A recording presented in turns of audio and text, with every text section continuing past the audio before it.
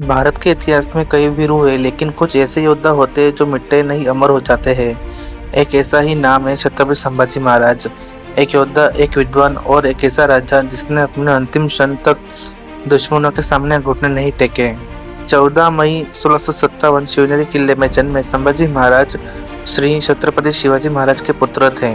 उनके खून में ही स्वराज्य की ललकार थी। बचपन से ही वे बहादुर, चतुर और बुद्धिमान थे। संभाजी महाराज सिर्फ तलवार के ही नहीं बल्कि विद्या के भी धनी थे। संस्कृत, मराठी, फारसी जैसी कई भाषाओं में निपुण थे और उनके पास बेजोड़ कूटनीतिक बुद्धि थी। 9 साल की उम्र में उन्हें मुगल दरबार भेजा गया ताकि राजनीति सीख सके, लेकिन वे जल्दी समझ गए कि मुगलों की नीयत ठीक नहीं है और तब से ही उनके मन में स्वराज्य की रक्षा करने की आग जल उठी।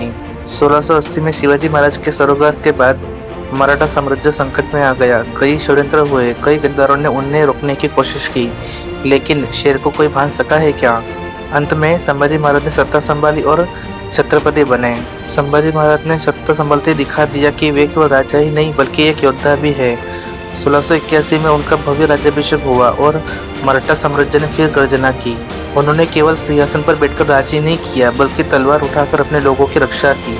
8 वर्षों तक उन्होंने मुगलों, पुर्तगालियों और अंग्रेजों को करारी टक्कर दी और औरंगजेब के सपनों को चकनाचूर कर दिया।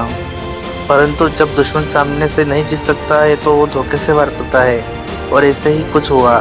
गद्दार गणेश जीविंदे ने धोखा दिया। 1679 में संभाजी महाराज को पकड़ लिया गया।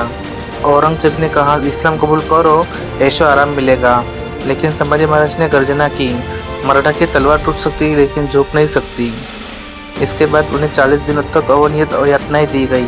आंखों में गर्म लोहे की सलाखें जीभ काट दी गई, शरीर चीर दिया गया, लेकिन संभाजी महाराज नहीं झुके। 11 मार्च 1679 यह वो दिन था जब संभाजी महाराज ने अपना शरीर त्याग दिया, परंतु उनकी आत्मा अमर हो गई। उनकी शहादत ने मराठों में एक नई आग जला दी। संभाजी महाराज की मृत्यु के बाद मराठाओं ने कसम खाई, हम इस बलिदान का बदला लेंगे, और वही हुआ। मराठाओं ने अगले 27 साल तक मुगलों का जीना हराम कर दिया और औरंगजेब की हार तय कर दी। संभाजी महाराज सिर्फ एक राजा नहीं थे, एक विचारधारा है। वे हमें सिखाते हैं कि धर्म और स्वाभिमान के लिए कभी झुकना नहीं चाहिए।